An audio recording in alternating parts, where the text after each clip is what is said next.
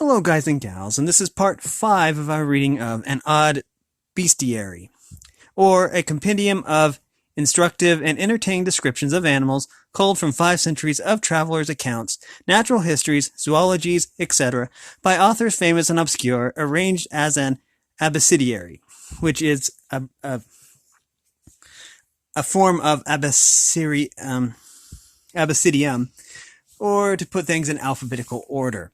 Anyways, designed and illustrated by Alan James Robinson, and text compiled and noted by Laurie Block. In the last episode, we were on the bibliography, and I'm not sure how much longer we have, but I do want to go through the bibliography. Oh, but as always, we need to go over the copyright information, of course. University of Illinois Press, Urbana and Chicago. This is copyright University of Illinois, Press Edition 1986, published and arranged with Chelonidae Press, copyright 1982. And then we have the Library of Congress, the Library of Congress information. So, let's continue where we left off. And I believe I remember.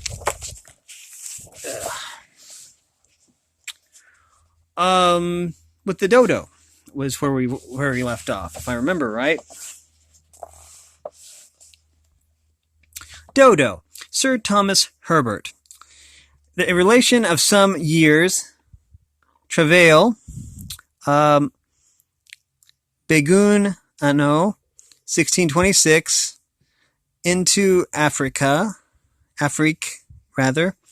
and the Greater Asia, especially the territories of the Persian monarchy, and some parts of the Oriental Indies and isles adjacent of their religion, language, habit, descent, ceremonies, and other manners concerning them, together with the proceedings and death of the 3 late ambassadors, Sir D.C., Sir R.S., and the Persian Nagdi Beg, as also the 2 great monarchs, the King of Persia and the Great Mogul. London, printed by W. Stansby and J. Bloom, 1634, page 211. Sir Thomas' well-received account of the first English embassy to Persia and of his further travels was published in 4 editions during his life. After a later journey to Europe, Sir Thomas settled in London, where he became active in politics, especially during the English Civil War. In 1647, he became one of the grooms of the bedchamber of King Charles I. During the king's last months, Herbert was his sole attendant, sleeping in the bedchamber and finally attending him at the scaffold on that grim walk from St. James's Palace to Whitehall. The king gave Herbert his large silver watch after the execution. Herbert acquired the king's cloak and cabinet of his books, including a 1632 folio edition of Shakespeare. Herbert's descendants still possess the watch. Caption by Randall Holmes, The Academy of Armory, 1637. Elephant, Richard Eden, The History of Travail in the West and East Indies and other countries lying either way towards the fruitful and rich Moluccas, as Moscovia, Persia, Arabia, Syria, Egypt, Ethiopia, Guinea, China, in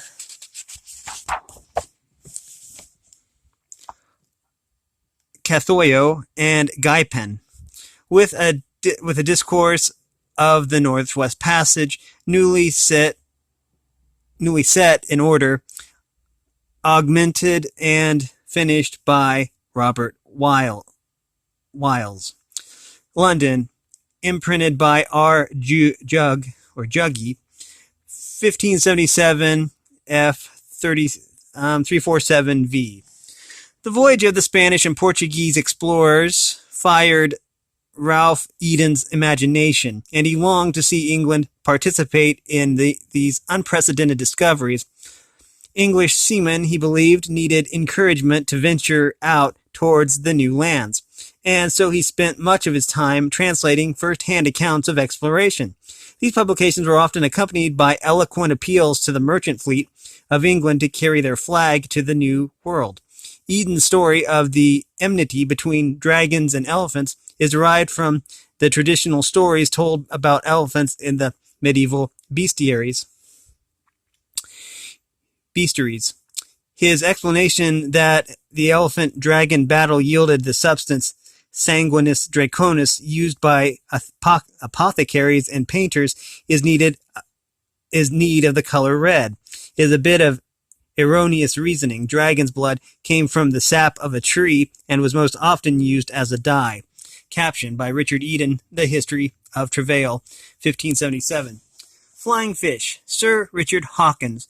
The observations of his voyage into the South Sea, Anno Domini, 1593, London, printed by J.D. for J. Haggard, 1622, p. 44. In 1597, after years of living the life of an English sea dog, doing battle with the Spanish Armada and others, Hawkins was severely wounded, taken prisoner, and sent to Seville aboard a Spanish galleon. There he escaped only to be caught again and moved to a dungeon in Madrid. For years his family refused to pay the ransom required to free him, but friends led perhaps by Sir Robert Cecil intervened. Hawkins returned to England, where he became a member of Parliament and then Vice Admiral of Devon, a job that antagonized many of his neighbors who were pirates or who had traded with them. The observations were written from memory 30 years after the events they describe. Despite numerous historical blunders, Hawkins' description of the workplay, food, sickness, courage, and grumblings of sailors surpass any available account of life at sea during the Elizabethan age.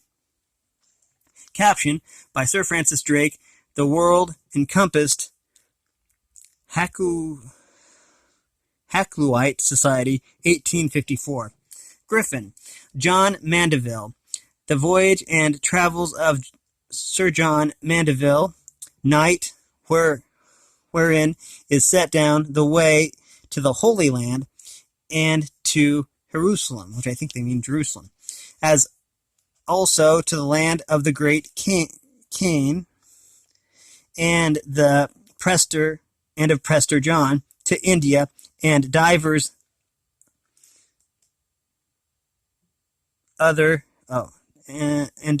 countries, together with many and strange marvels therein. London, printed by A. Wilde for G. Conyers. 1722, chapter 85, pages 113 and 114. The earliest known manuscript of Mandeville's travels, dated 1371 and written in French, was bound up with a medical treatise on the plague. In his own time, Mandeville, who thought to be the greatest traveler of his age, and in the following centuries his book was translated into 11 languages, and so widely read that his name was a household word among literate folk. During the age of exploration, Mandeville lost his reputation as a truth-teller and became known as the greatest liar of all times. However, 5 centuries passed before men realized that Sir John Mandeville never lived, that his travels to Jerusalem and the land beyond never took place, and that the events and experiences he claimed to have witnessed or participated in were artful cribbings from every authority, going back to Pliny, if not farther. That would have been available in a fantastic but imaginable medieval library. The scholarly detective work that exposed this masterful forgery did not diminish the book's power. Though sensational in style, the travels were remarkably readable by using a first-person narrative. The real person behind Mandeville seemingly knit a vast amount of knowledge into an amazing tale. Caption by Thomas Brown, Pseudodoxia Epidemica, 1646. Hippopotamus, Leo Africanus. A geographical history of Africa written in Arabic and Italian by John Leo, a Moor, I think that's Moor, born in Granada and brought up in Barbary, wherein he hath a large described the quantities, situations, and true distances of the regions, cities, towns, mountains, rivers, and other places throughout all the north and principal parts of Africa, but also the descents and the families of the kings, and the causes and events of their wars, and their manners, customs, religions, and civil government, and many other memorable matters, gathered partly out of his own diligent observations and partly out of the ancient records and chronicles of the Arabians and Moors, translated and collected by John Pori. London, G. Bishop, 1600, pages 39 and 344. Hassan ibn Muhammad Awazan, a highly educated Moor, served as ambassador to the King of Fez. In that capacity, he often traveled the Arab caravan routes into the African interior, where while on an embassy in 1513 to 1515, he was captured by Italian pirates and taken to Italy. There he won the favor of Pope Leo X, who baptized him Giovanni Leon. Leo Africanus was the name by which Renaissance readers knew him. Intriguing anecdotes, rich in detail, true and fictitious, made his narrative exciting reading. This history remains the chief authority on African geography for more than a century. Captioned by Duarte Barbosa, the Book of Duarte Barbosa, translated by M.L. Downs, Haculite Society, 1918 to 1922. 21 rather, sorry. Ibex. Edward Topsell. The history of four-footed beasts and serpents described at large, their true and lively figure, their several names, conditions, kind, virtues, both natural and medicinal, countries of their breed, their love and hatred to mankind, and the wonderful work of God in their creation, preservation, and destruction, interwoven with curious variety in historical narratives out of scriptures. Fathers, philosophers, physicians, and poets, illustrated with divers hieroglyphs and emblems collected out of the writings of Conradus, Gessner, and other authors, whereunto is now added the theater of insects or lesser living creatures, as bees, flies, caterpillars, spiders, and worms. London, printed by E. Coates, 1658, reissue, pages 347, 348, and 349. Edward Topsell took holy orders in 1596.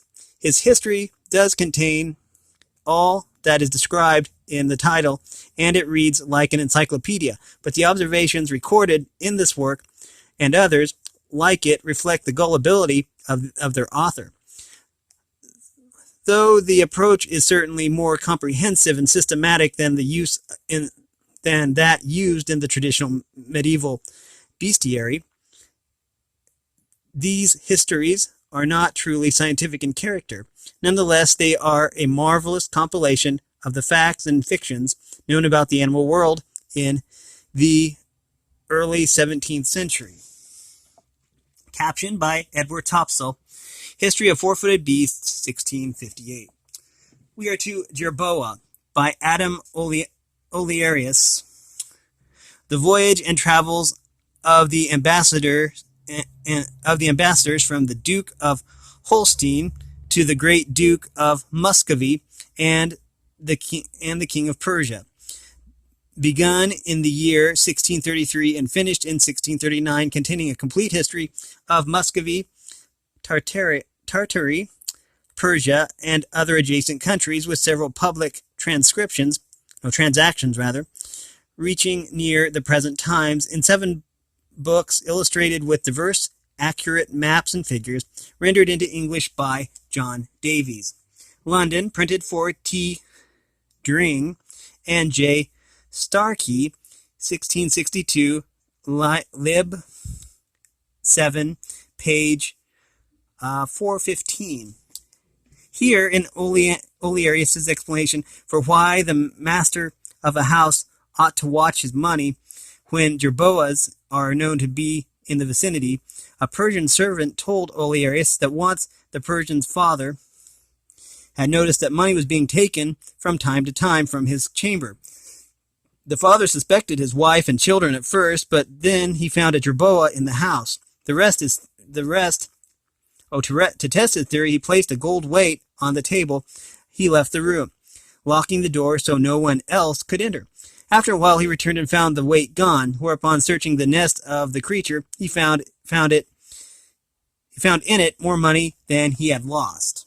Caption by Henry Walpole, private correspondence, A. 1797 and 1837.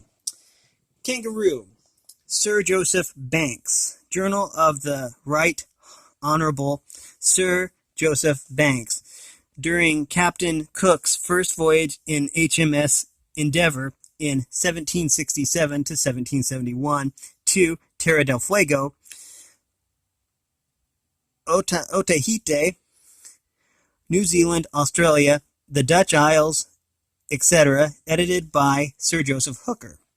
London, Macmillan and Company Limited, 1896, pages 282, 285, 291, and 301. Okay, these don't have page numbers, so this is confusing, kind of. Although the Dutch and then William Dampier explored the coast of Terra Australis incognita, it was the three voyages of Captain James Cook, not to be confused with Captain James Kirk, that put the island continent before the European public eye. Banks was the chief scientist accompanying Cook in his first voyage. During that trip, the Endeavour struck a coral reef and was forced to harbor for repairs near the Endeavour River. This accident gave Banks and the crew their opportunity to observe the wild animal, quote unquote. The publication history of the various journals associated with the Cook voyage is labyrinthine, but all who were on the first voyage agreed that Sir Joseph was a favorite with the natives of Tahiti. After his return to England, Banks was elected president of the Royal Society, a position he held until his death. Captioned by Sir Joseph Banks, Journal, 1896. Loris, Sir James Emerson Tennant. Ceylon, an account of the island, illustrated by maps, plans, and drawings, 5th edition, thoroughly revised. London, Green, 1860, Volume 1, Part 2, page 133. James Emerson, an Irishman who befriended and shared similar political views with Lord Byron when they met in Greece, acquired his name, arms, and royal license when he married Letitia Tennant, the daughter of a wealthy Belfast banker. He served as secretary to the colonial governor in Ceylon from 1845 to 1850. His account of the island's history, topography, and natural productions of its native peoples and their customs, as well as the colonial living there, was so popular that in the first 8 months after publication, it went into 5 editions. Caption, William Bingley, Animal Biography, 1813. Manatee, John Esquemeling, Alexander Esquemeling. Buccaneers of America, or a true account of the most remarkable assaults committed of late years upon the coasts of West Indies by the buccaneers of Jamaica and Tortuga, both English and French, wherein are contained more especially the unparalleled exploits of Sir Henry Morgan, our English-Jamaican hero, who sacked Portobello, burnt Panama, and etc., written originally in Dutch by John Esquemeling, one of the buccaneers who was present at those tragedies, and thence translated into Spanish by Alonso de Bon Maison, now faithfully rendered into English in 2 volumes. London, printed for W. Crook, 1684, Volume 1, Part 3, Chapter 7, pages 82, 83, and 84. The word buccaneer derives from the French boucan, a grill used for smoking meat, a food staple of the hunters living in Hispaniola, Haiti, and of Caribbean sailors in the early 17th century. These buccaneers were often escaped servants, unemployed soldiers, deserters, and longwood cutters. Despite their different nationalities, they united around the shared enmity towards the Spanish. Their numbers were surprisingly large. In the last unsuccessful buccaneering attack on Panama in 1685, some 3,000 men rallied behind several captains. The buccaneers exercised considerable democracy, electing captains equitably, distributing shares of plunder, and devising insurance schemes for those who were injured or suffering. Esquemeling's account of this life portrays both its cruelties and its romance. Several participants, William Dampier, Lionel Wafer, Basil Ringrose, and others, left written testimonies of the buccaneers' exploits and lifestyles. These records provided rich nourishment to the imaginations of men like Jonathan Swift, Daniel Defoe, and Robert Louis Stevenson. Captioned by Thomas Herbert, a relation of some years' travail, 1662. We are to Narwhal by John Hill, an history of animals containing descriptions of the birds, beasts, fishes, and insects of the several parts of the world, and including accounts of the several classes of animal animalcules, visible only by the assistance of microscopes. London, printed for T. Osborne, 1752, page 314. Whenever business was bad, John Hill, an apothecary by training, impudent and persevering in character, sought to develop other means to increase his income. First, he attempted to go on the stage, then began writing. By 1751, he was contributing a daily letter to the London Advertiser and a literary gazette. His column, called The Inspector, was satirical and